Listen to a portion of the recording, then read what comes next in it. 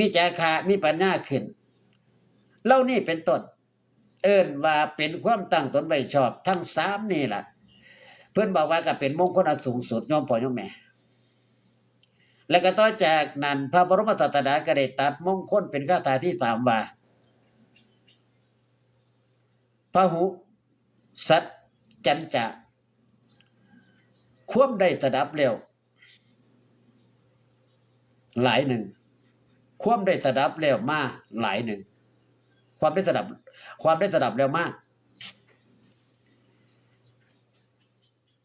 สิบปัญจศิลปศาสตร์หนึ่งวิริโยจะสุสิกขิโตวินัยอันศึกษาดีแล้วหนึ่ง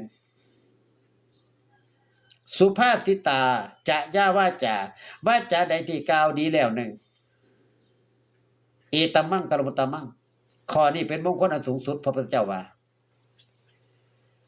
อธิบายพ่อตั้งเขตอธิบายเพราะเป็นตั้งเขตว่าความได้สดับแล้วมากก็หมายความว่าความได้สดับรับฟังมาหลายนี่ก็หมายความว่าความที่ได้สดับศึกษา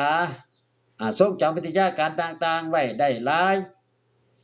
สำหรับในทางพระพุทธศาสนาก็คือทรงจำพระพุทธวจนะไว้ได้หลายเรียนหลายจำได้หลายนี่พระพุทธเจ้า